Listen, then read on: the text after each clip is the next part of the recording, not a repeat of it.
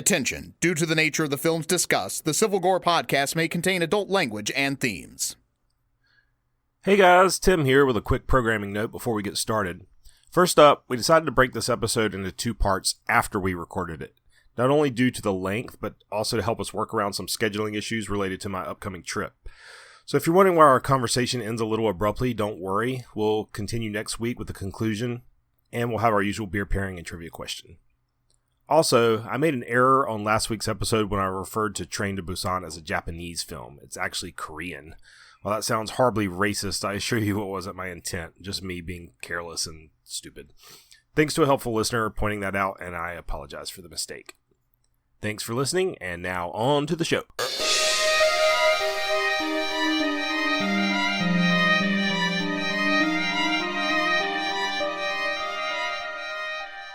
Hey everybody, welcome to episode 18 of the Civil Gore podcast. I am Tim. And I am Brian, and hopefully you guys had a great 4th of July. By the time this drops, you are going to hopefully have had an awesome holiday. Yes, we're recording this on July 3rd, so we're having our cookout tomorrow. And we're doing something very American. We're going to have a promotion that we will announce on tonight's show that Tim will talk about shortly. Yes. Well, let's just go ahead and talk about it. Sure, why not? So... This episode kicks off an 8-week series we're going to do called Summer Slaycation, and we're kicking it off with, of course, Friday the 13th, because that's summer camp, one of the best summer camp horror movies of all time. Yeah, and what's more American than going to a summer camp and getting slaughtered by a maniac? Exactly. So this 8-week series, we decided, we really want to hit some big films, so we're going to cover a different iconic horror movie villain every week. We're going to look at one of the films out of their franchises and talk about them and their franchise in general. Yes. So, obviously we're going to start off, as we said, with Friday the 13th. That actually has technically 2 horror icons in it, we thought, and it will actually blend into our next week's, which we'll get to. And so we think we wanted to make something a little interesting for the summer. And I think this will be a great way to get some of the iconic films under our belt already, because we noticed that a lot of you guys love the big films that we do.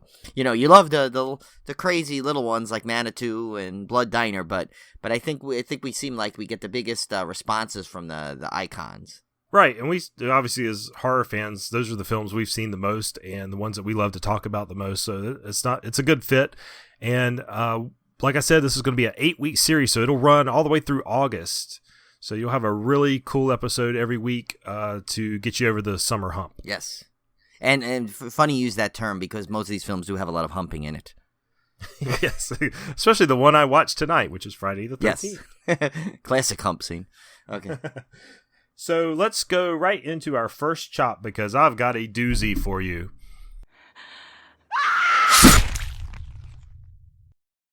I watched a little film called CATHY'S CURSE. Oh, and yes, you had told me some really good things, funny things about this. Yeah, I wanted to watch this one because when the Blu-ray release came out recently, and there's a lot of hype about it, and I had never heard of it before, so I wanted to find out what the deal was with this movie because on the horror forums there's a lot of excitement for it. So I realized that they had it on Shudder. So I was like, well, I'm going to definitely check this movie out because I have no clue. I heard it was terrible, but there's a reason people were excited about this Blu-ray release. And let me tell you, this is one of the most fun, bad movies I've watched in a very long time. Oh, my God. If that makes any sense whatsoever. I think I'm going to watch it after we're done with this podcast. That's how much you got me excited to watch this thing. So, CATHY'S Curse is about a little girl who is possessed by the spirit of her dead aunt who died in a car accident. And it's the typical evil child movie. The Bad Seed, or even The Exorcist. It's a possessed child. But this movie is a cult classic for a lot of reasons. It's got the bad editing, the bad acting, the completely insane dialogue, a ridiculous plot, random sound effects that don't match the film at all, musical score that is completely inappropriate. Everything about this movie is what you love about bad horror movies, and I just found it wildly entertaining. I had a ball with this movie. Like, is it like Blood Diner level, like that kind, or? It's like Blood Diner if Blood Diner was not played for laughs. Like, Blood Diner has a comedy element to it, an intentional comedy element. This movie has no intentional comedy whatsoever. Oh, even better. It is played perfectly straight, and it's just fantastic. I want to watch it again. That's how much I love this movie. Oh my god! And this will be good because I know when we talk about a thing, we don't like to make it our like deep cut for a while, but that'll be good after our summer promotion. Maybe that'll be one of the ones we spring you back into fall with. In fact, I almost thought this would be one that we do our first live commentary for. Oh, okay. Maybe that's what we'll do. Yeah, that's how much I loved it because it really deserves that kind of treatment. Oh, great. And you will find two camps. There's people that say this movie's just completely bad, don't waste your time. And then there's people like me who just love it because they see the cult following. You understand why there's a cult following, I should say. And I don't know. Something spoke to me. It was like a train wreck. I just couldn't take my eyes off it. It was beautiful in its horribleness. Maybe you succumbed to Cathy's curse.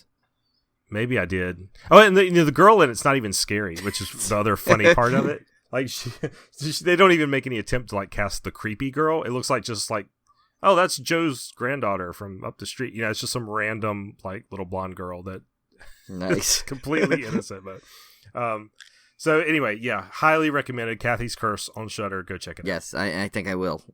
Probably tonight now, actually. Did you get into anything this week? No, not much actually. Well, because I watched Friday the 13th for the episode. Then kind of like usually when I do watch one of the Friday the 13th. I start like I kind of get like such a nostalgia for it again, so I start to watch the next one. So I watched part 2, then I watched. Then I decided I was like, you know what, I haven't seen it in a while, and I saw while researching her, I saw some stuff on it, so I decided to watch the remake of Friday the 13th, the Platinum Dunes version. So I pretty much went, and then I started to watch part 3 again, but I didn't get into it. And then I remembered it's like I'd rather watch it because I do have the 3D version. So I said, so I actually stopped that from watching it on my iPad. And I'm going to go to that and watch it in the full 3D terror it was meant to be in.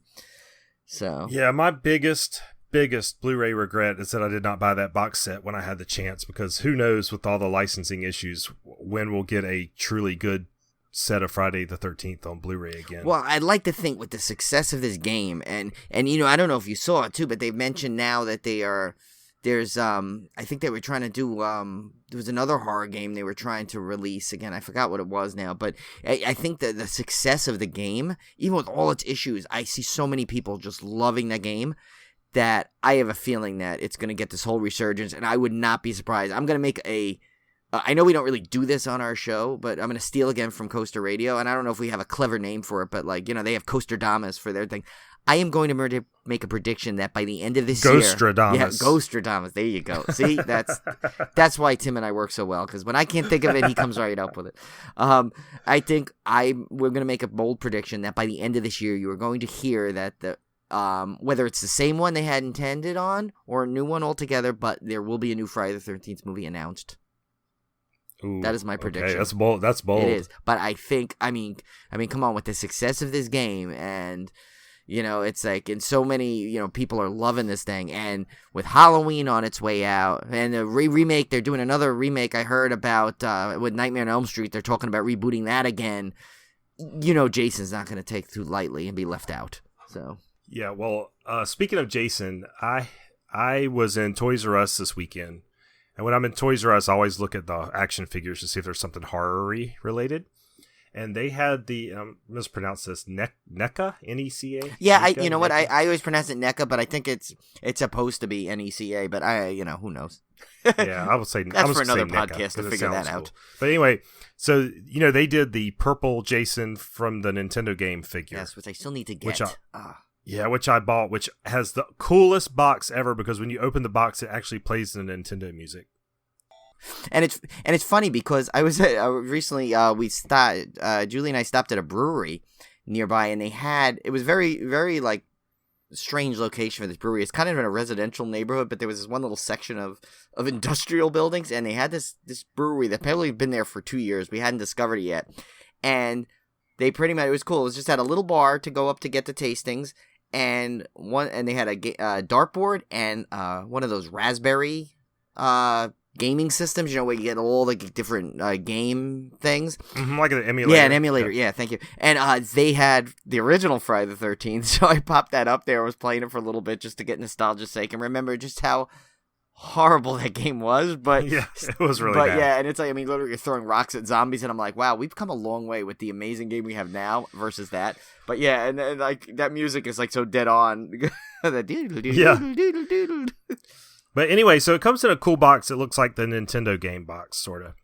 So when I was in Toys R Us, I look and I see this Evil Dead 2 box. It looks like the VHS tape almost.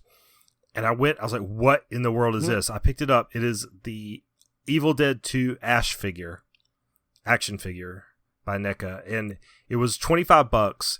And I immediately like grabbed it and I started looking online, and Amazon and most places carry it for $35. Oh, wow.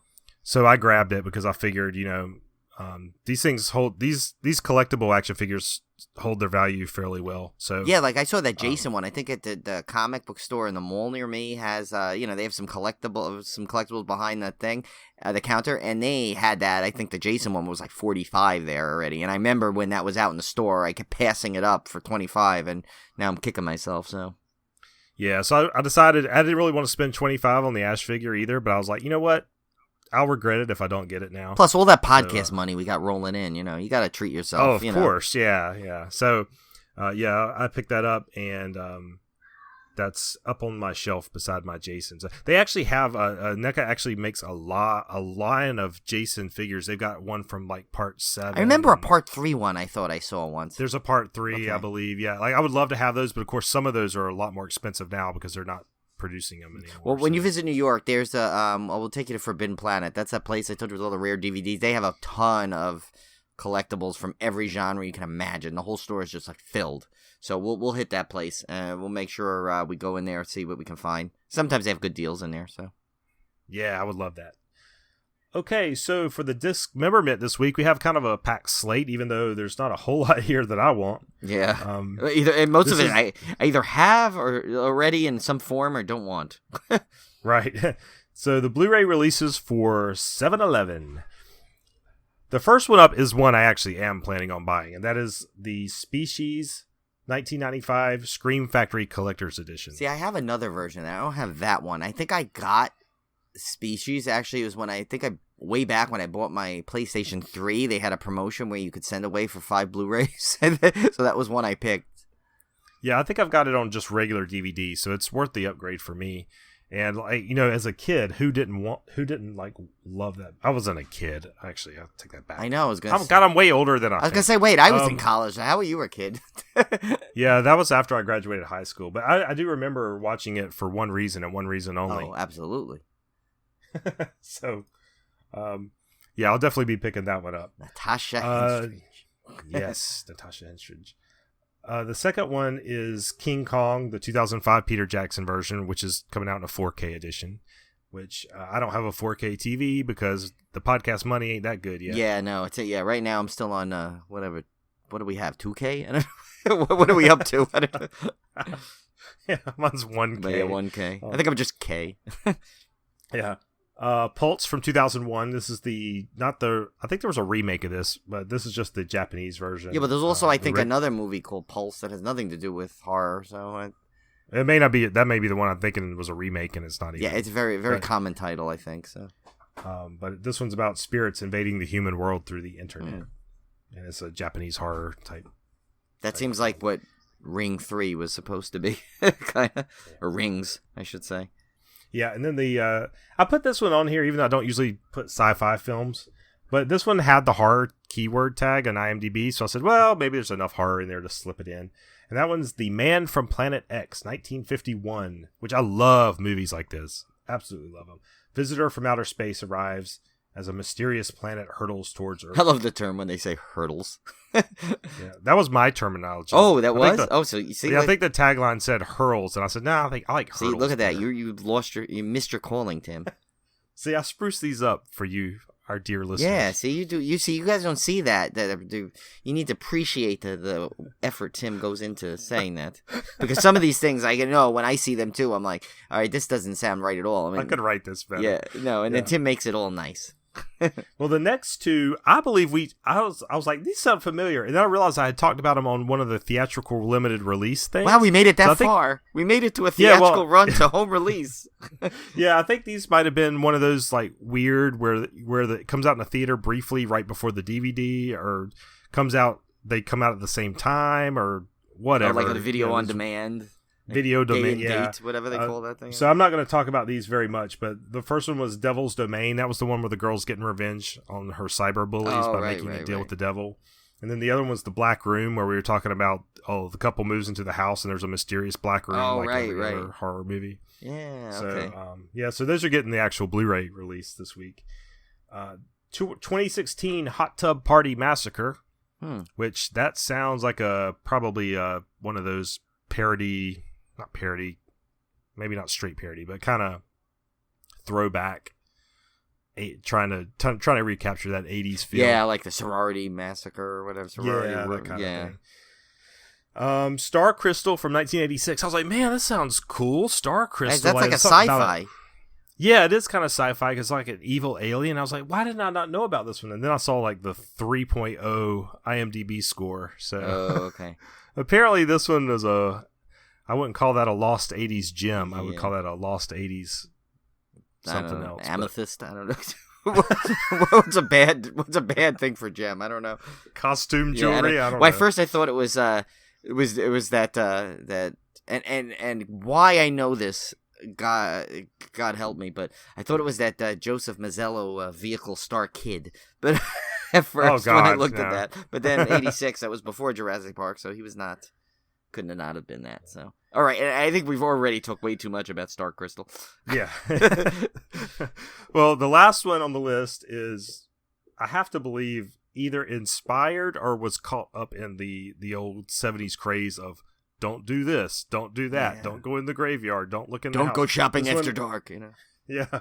Don't look in the basement. 1973. That could also be a tagline to our friends over there at Ride This One.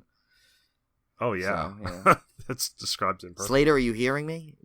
We're telling people, we're warning people to not look in the basement. So the theatrical releases for July 7th, there really was nothing coming out. I put this one on there, even though it's not strictly horror, from what I understand. Oh, no, I saw the trailer for this. This looks so amazing, though. Yeah. So it's called A Ghost Story, and it's got Casey Affleck and what's her name? Yeah, she's been in a lot of things. She's been Rooney Mara. I was gonna say she's in what's it called? You know. Yeah, the girl that's in that. Yeah, that movie. And was had a starring role in that. You know. Yeah, no, Rooney Mara, which I really like. She's great. She's great.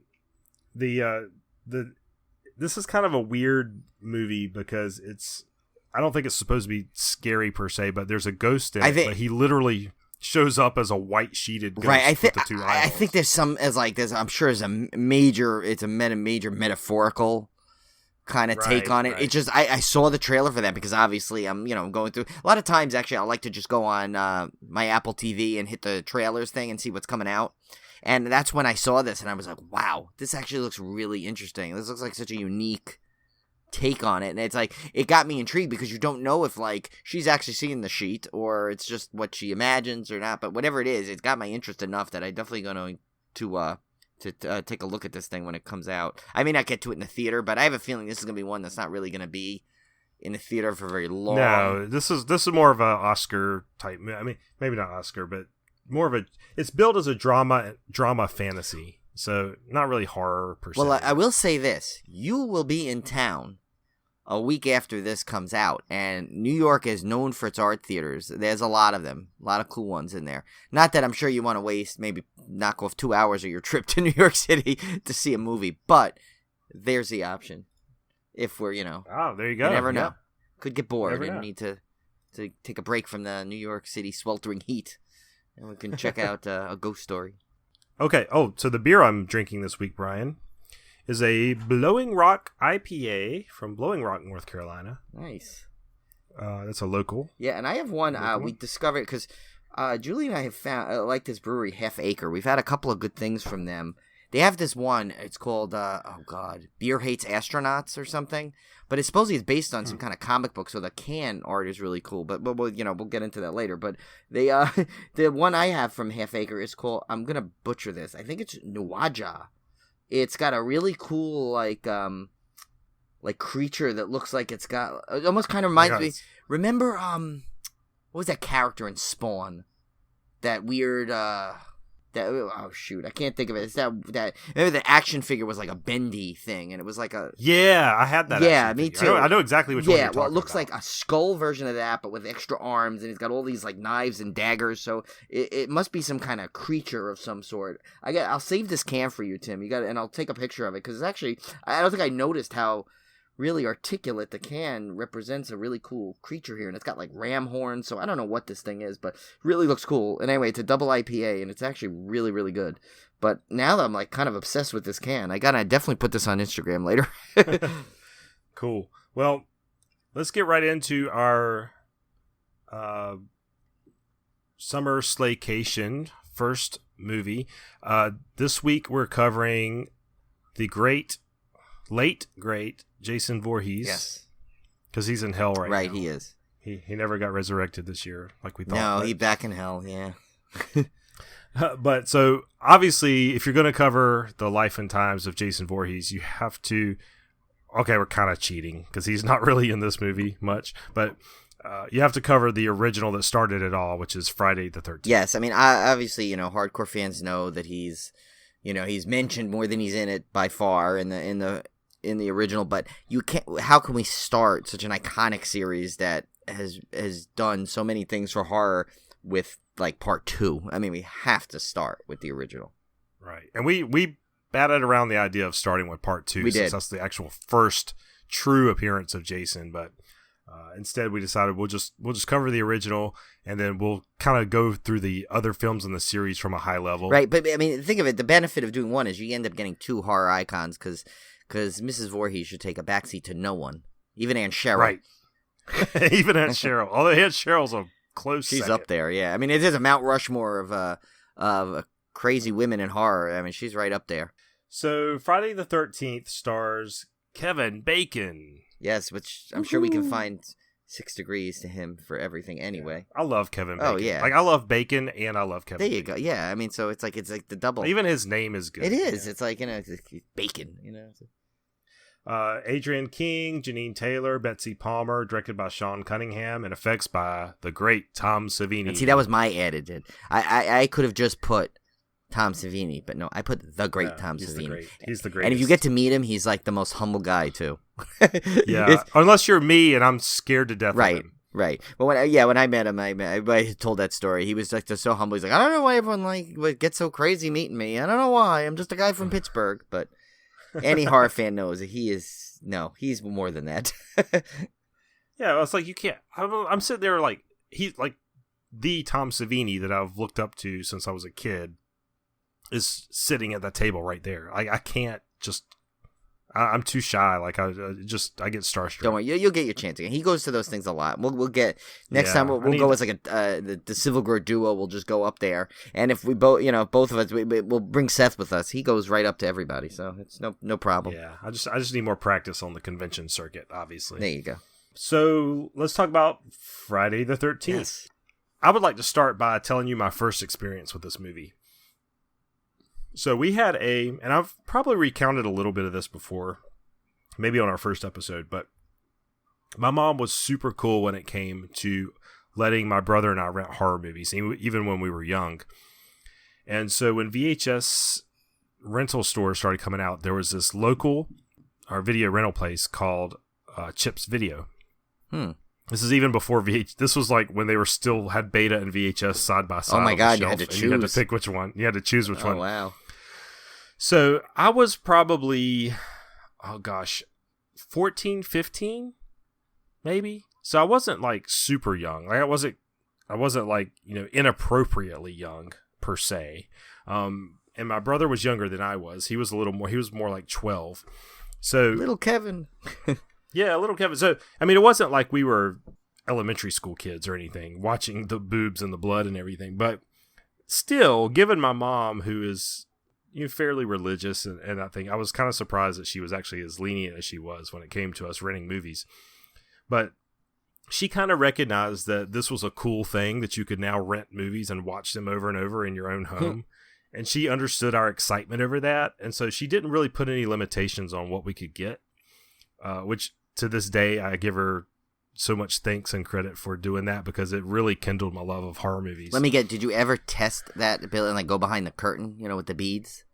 No, I never went that far. Okay. But they had that curtain. They had that. That was the best sure. of the video store. It's like, how do we make the person wanting to sneak porn the most embarrassed possibly they can by getting them caught up in the loudest curtain on the planet, So my brother and I would basically start.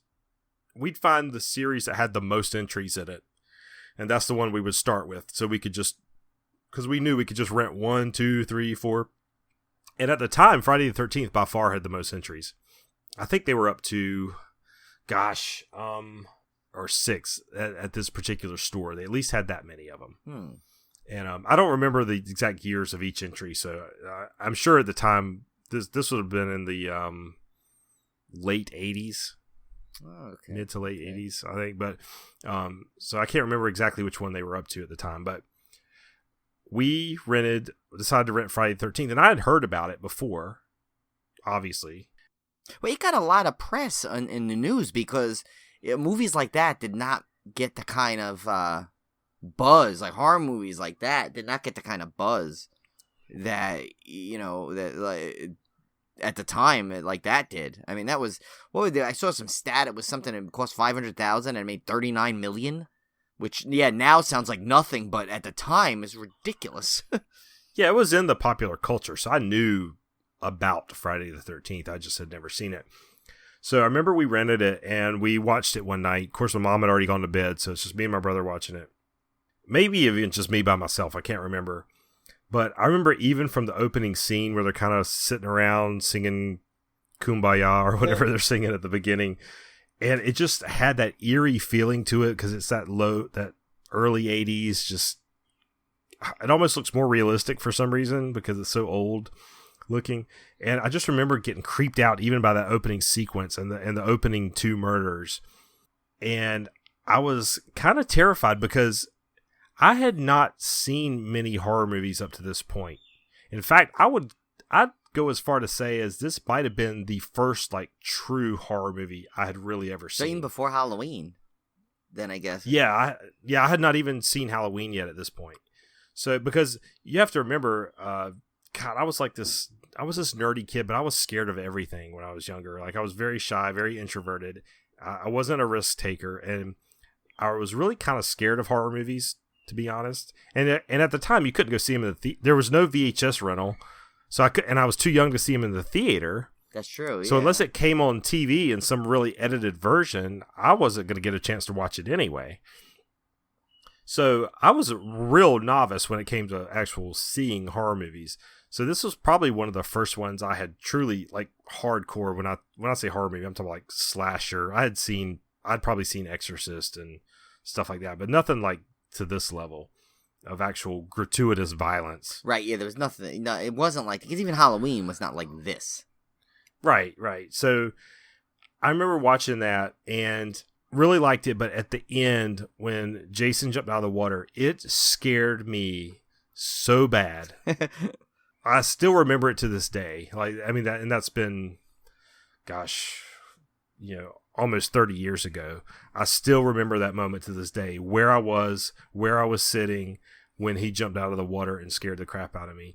And I loved the franchise ever since. And we would go back, we rented all of them, all the ones we could find. And every time a new one came out, I believe either 7 or 8 was probably the first one I actually saw in the theater, where I was old enough to actually go see it in the theater.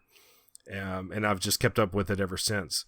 Now, I've always said that Halloween is my favorite franchise of the big horror franchises. And that's solely because, to me, Michael Myers is scarier than Jason, because he's pure evil and he has no motive behind his killing. Right, he really doesn't if you think about it. I mean, they tried to give him one, which was ridiculous, but... Yeah, but he's just pure evil. Whereas Jason, I always felt a little sympathy for because he was wronged by the counselors that maybe not the counselors that he's going after to kill, but the idea that these teenagers care more about partying and having sex and everything than watching the kids out drowning in the middle of the lake. So I always had this little sympathy for him that made him not quite as scary. Right. And if you think about it, though, he's kind of, he really doesn't know what he's doing at some level. He has that animal instinct of himself of where he's literally just defending his home turf like any animal would that's lost and doesn't understand what happened to him, so. Right. But I think, if I'm being honest with myself, I think the Friday the 13th series, the franchise as a whole, is probably more consistently good than the Halloween franchise. Yeah, I think, but you know why? Because, I mean, other than, yes, okay, Jason Goes to Hell tried to get a little creative with the mythology and stuff, but if you think about it, all the other ones, with the exception of 5 that tried to, do a little trick, it's pretty much they stuck with the formula that works the whole time and just got, found new ways to, new kills, some creativity, but it pretty much stuck with the formula. It didn't try and mess with it. Like Halloween at one point was going all over the place trying to come out with the result, with the whole Mark of the Thorn and all that business, which we'll get into when we do Halloween this summer. We do Michael Myers' legacy this summer. And, but yeah, I think that's why, I kind of have the same mindset as you. Like, I think I go on record saying the Halloween was my favorite. I think maybe it's solely probably based on the first 2. I think were so strong that it made up for some of the trash that came later. But, just Michael Myers, I think you're right. It was a scarier character. But I think I enjoy overall the whole series of Friday the 13th more.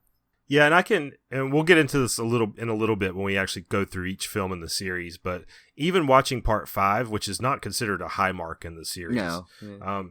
Even watching part 5 the other day, I thoroughly enjoyed it from beginning to end. Like, I just had such a good time.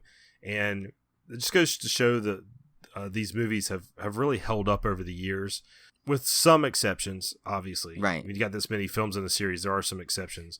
But, overall, I think they're just more consistent. Yeah, and so when I first saw it, it was, when I was a kid, I remember when living in an apartment building with my mom, we finally were getting cable, and so I was ecstatic. And so my mom was very good to me as a kid, so she made sure that I got we had the full thing. And back then the full complement, literally the only movie channels you could get were HBO and the movie channel. There was no Showtime yet, no Cinemax as far as I knew, or at least they weren't offered in really. Skinemax. There were no Skinemax at the time, because I'm sure my mom would have reconsidered this. But anyway, so I had in my room, I had my own cable box, and so I got all the things. And Friday the 13th was featured pretty soon after we had gotten cable. So I had, so with cable in my room, I got to watch it a lot, and it was funny. It didn't scare me so much as it should, but there was one part where it's funny. Now it's like I'm kind of laugh at myself that it bothered me, but for some reason I never liked the part, because I guess I hadn't seen anything quite like this up until that point in a film, kind of like you said, this kind of violent. But when Marcy gets the axe in her face, that for some reason freaked me out as a kid.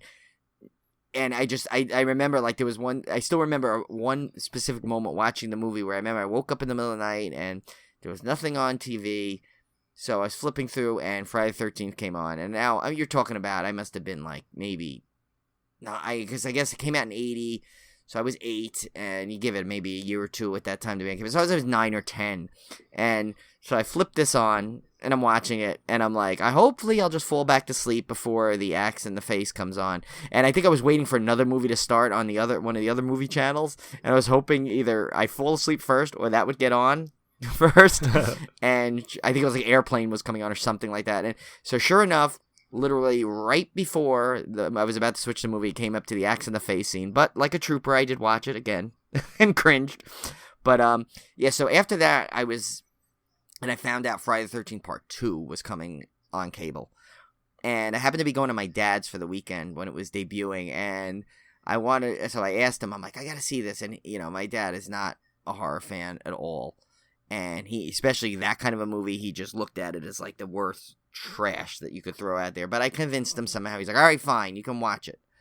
So I was watching it, and I guess, I don't know, for some reason the second one, like, it got me nervous, I guess. I don't know, maybe I became a little more jumpy at that age. And I remember, like, the opening sequence, I was like, kind of like, I guess, looking around, pretending I was doing something else. And I remember my dad going, are you going to watch this thing or not? Because so I said, yes, I'll watch it. And I kind of missed the sequence. I remember that the first time I saw it, I didn't even see the part when Alice gets the knife in the head. So I said, Dad, what happened? He's like, all right, she's walking around the kitchen, and someone came out and put a knife in her head. So, well, see, I still think that's one of the best openers ever. Oh, it is. It's of a horror movie. Yeah, because and you know what's scary about it is because I think, you watch after you see the first one, you say, okay, it makes sense. He's going after people the Mrs. Voorhees going after the person at the camp. It's a counselor. That's the end of it. And you figure she was safe by leaving that area, but she gets killed at her home. Like how he found out where she lives. That's like, you could do a whole episode. Part of you's kind of assuming that she's going to be in the movie because she's right. She was a survivor from the first one, so she's going to be like the hero of the second one. Right, and back then, like the final girls weren't like, was Halloween 2 out by that point? I can't remember. Halloween 2 was 81. Oh, so right the same year, actually, basically, so I think. The same year, yeah. Yep, they were same year. Yeah, so, right, like you said, like it starts off with her, you say, okay, she's going to she's going to be the star of this one again, and who knows what but yeah, so then when she gets killed off, you're like, whoa, game changer here, okay. Well, plus, you have to remember back then, you didn't have internet trailers, you didn't have trailers and YouTube videos and internet. You didn't know who was in these movies sometimes until you went and saw it. Right, and I don't know if you remember the trailers. I remember the commercials on TV. And you can watch the trailers on all the various box sets they came out with, where the first trailer literally was just him going 1, 2, counting to 13 with different quick cuts of things. Like you'd see an axe hit the light and all the stuff. Yeah, I'm sure you can find them on YouTube anyway. And just look them up. Look up the trailer. And the second trailer I remember seeing literally was going 14, 15, and just counting upwards again. And I hope I'm not butchering that. I kind of remember going, I don't remember if it went up to another 13 or whatever it did, but I kind of remember being just continuing from almost from the first trailer. And, and it was just like Friday the 13th part 2, and I was like, I remember seeing the commercials for it and after seeing the first one, but I never got to see the thing. And so then I got through the second one. I remember my dad being all funny the next day. We were in the apartment, and it's funny. It's that same apartment building I was living where I told my true horror story with a guy in the old man's mask. Right. Yeah. So I remember my dad went to take out the garbage where you had to like walk actually outside down to a communal dumpster. I remember he came back. He goes, "Oh, Brian, I saw that Jason guy down at the dumpster," and I was like, "What?" And he's like, yeah, he's walking around with his machete in his head, and I'm like, and I'm like, what? Really? So yeah, my dad thought he was kind of funny with that, but so I got through part 2, and I think I saw part 3 eventually later on cable again. But it's funny, after that I kind of either just, I don't know, I just never got around to seeing any of the other ones, and it wasn't until it was funny when I remember it was on a school vacation, and I was at my mom's house. And I think we were kind of it was like a bit of snow, and so we couldn't really do much. So I think we made it down. There was a video store like a mile away from the house. I went and rented. At that point, I had seen 1, 2, and 3. And that's all I saw. By that point, 4, 5, and 6 were on video. So I remember we rented 6 first of all, because I remember the year before people were telling me about part 6, and it sounded so cool. So I literally watched it in a really wacky order. So after that, I watched 6, and then I went 5, and then I went to 4. So I don't know what kind of thing. I mean, I have to say, maybe I clone my first machete order of anything, but and there I go. My Star Wars nerds will get that. Yeah, and then I'm getting fired from the podcast right away again. Yeah. But so I watched it that way, and then like after that, I just got so hooked, and I started watching them all over again. I had them all on VHS. I had I was like totally invigorated by the series again, and I think the other video game was out at the time for Nintendo, and as crappy as that thing was, I played it to death, and just, so all that, all the excitement of it came out. And then when 7 came out, I meant to go see it in the theater. Something happened the night I was supposed to see it, so I never got to see it. So I had to wait again until that came out on video. But I finally saw 7. I think the day it came out on video, I rented it. And 8 was the first one I saw in the theater. And then obviously I've seen the ones after that in the theater. So, yeah, right. So like you, I didn't see the first one in the theater till 8, I guess. So you said you may have seen 7, you weren't sure, but yeah. So I can't remember. But I do remember the promotion for 7 was amazing with Tina and her, Jason's met his match, and I was like, they're really going, like different with this one. But still, if you still remember, it still kept the same formula. People are in his area, he doesn't want them there, so he's going to slice them up. Well, let's talk about, at this point, everybody's probably seen this movie. If you're listening to a horror podcast, if you have not seen it, assuming you've seen it. I don't know what you're waiting for. So instead of like going through scene by scene, I was thinking we could just kind of talk about some of the things that the first movie really did that inspired future movies. Because I was thinking, we had talked about in the last episode about Jaws, that familiar minimalist theme for the villain, right? And this one kind of takes that. Also with the or whatever. Yeah, and that's that. I mean that that had to been kind of influenced from the right. Jaws. And then, now, obviously, a lot of this movie also has the perspective of the killer views, which we saw obviously in Halloween.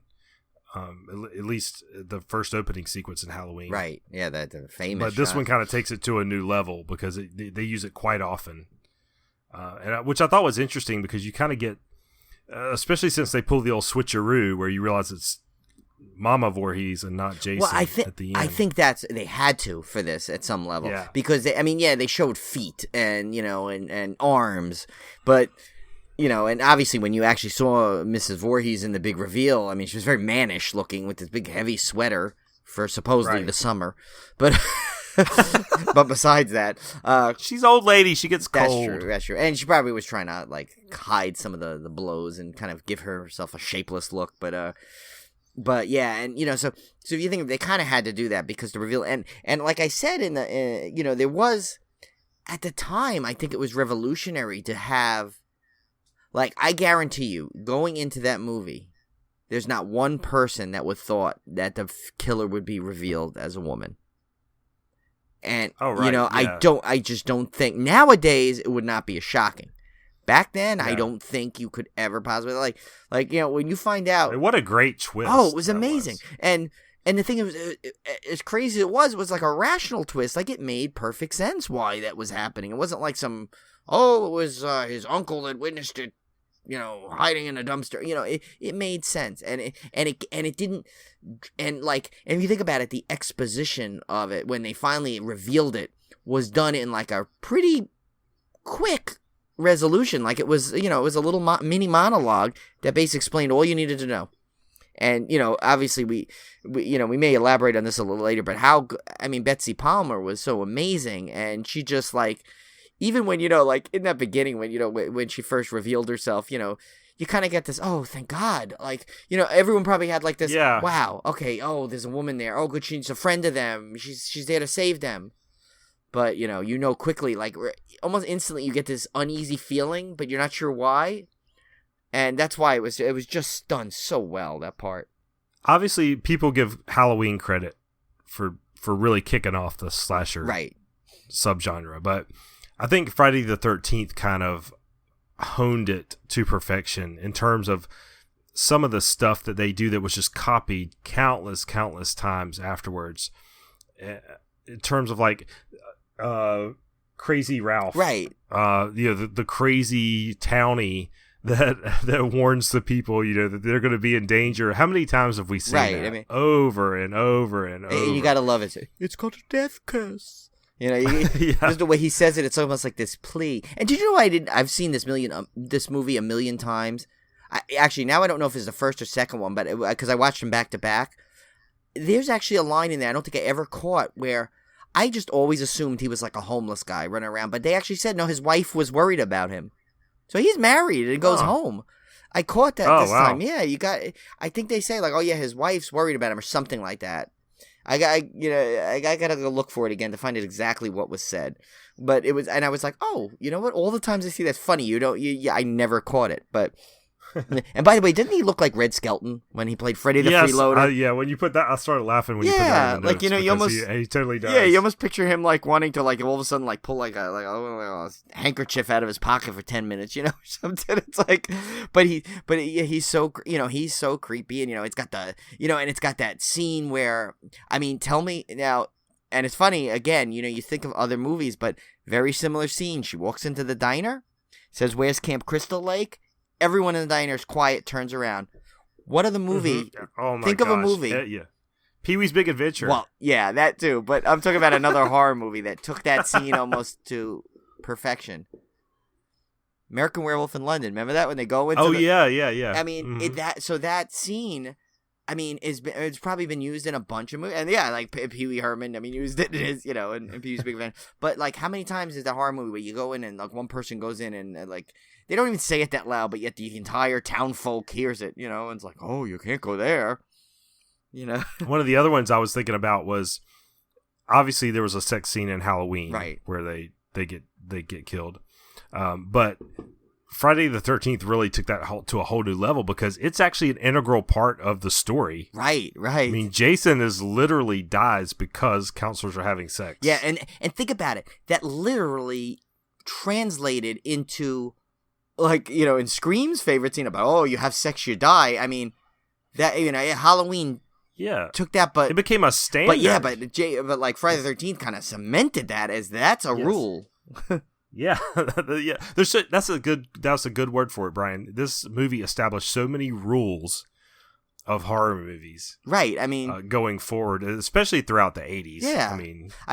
By the time the 90s hit and Scream, we were kind of back to making fun of those same rules, but at least throughout the 80s, this basically defined horror for the 80s. Oh, it totally. They drank, they smoked pot, they had, they're playing. They couldn't even play Monopoly without making it like a little bit raunchy by doing strip Monopoly. So like they're like basically like taunting with that rule, One thing I was thinking about when we were preparing for the podcast was one of the, obviously we talked about before, one of the problems with horror movies these days is cell phones. Right. Well, back before cell phones, the problem was parents. Yes. How do you get a bunch of teenagers unsupervised? And Friday, in Halloween, it was kind of like, well, they're babysitters, right, and their parents are all gone out for the evening. So that was one way to do it. And it worked for that, actually, if you think about it, because it was that, like, are they going to be able to hold out until their parents come home? It was a different kind of tension. They used it to the advantage, that one, yeah. And Friday the 13th solved it brilliantly by setting it at a summer camp. Right, where Because now you have total zero adult supervision, because most of these camps are run by teenagers anyway. So that was just a brilliant... And you're out in the middle of the woods. You're away from any kind of close police help. So it was a really brilliant way to get a bunch of kids out in the woods, kind of unsupervised, being naughty, whatever. And then I was kind of applying it to other horror franchises because I kind of went down this rabbit hole. And I was like, Nightmare on Elm Street, the adults are around, but they just don't believe the kids. Right, and they were the cause of it, actually, too. They were the cause of, so they were kind of covering it up as well. So it was kind of funny, like, going through all the different horror franchises and figuring out how they dealt with the parents. Yeah, it's kind of funny. Yeah, when you think about it, it's like, because that's, at that time, especially for, like, the younger viewers, whether, when you're still, like, you may, like, start rebelling against your parents, but they're always there for you if you need them, and so, to take them out of the equation and, like, you're like, oh, okay, it's like, what do I do here? Like, even the more modern films, like Hostel or some of those, they had that big torture porn craze, that was a lot, were college kids going off overseas on adventures, that's how you get them out of the way. Yeah, so, and nowadays I wonder if they just sit down there, like the when they're talking about a horror movie and they try and like say, okay, how do we get rid of all the safety nets they have? Let's see, parents, now cell phone, Right. Yeah, I mean, yeah, it's interesting. I mean, it's a lot of problems you have to solve as a screenwriter. And plus, you got to figure out who these movies are marketed for, especially back then. It was all marketed towards teenagers. Right. So they don't want to see a bunch of old people up on the screen. They want to see other teenagers up on the screen. So you have to figure out a way to get all the old people out and get all these young kids together, and where they can get picked off one by one. So I thought it was an interesting line of thought I had today. Yeah, no, and if you think about it, right, and it's funny because in the original, the adults that you meet are basically kind of like, they're kind of giving you that, we're giving you a warning here, and you're not going to heed it. So that's it's like they're almost playing like a quick temporary parental role at some point. We're like, all right, we're going to give you, and you're like, yeah, whatever, fine, But they're also set up as adversarial, like the cop that shows up and he's like, he's all, the kids are kind of acting crazy. One guy's goofing off in the Indian costume or whatever. Oh, right. The cop is just like having none of it. Like, what are you kids up to over here? They're already set up to be the bad guys. Right. The adults are. And so you're not going to get any help there. Right. And it's funny. Actually, that's a good segue because I wanted to go into, because you said like the crazy guy. If you notice too, Friday the 13th the original kind of set up that, if you think about the counselors, right? They all kind of had that, like, they had their stereotype. Like, you had, Alice, who, was like this sweet type of virginal girl, although they kind of imply that she may have had a relationship with Steve Christie. We're not sure, but whatever. She still seems like the innocent.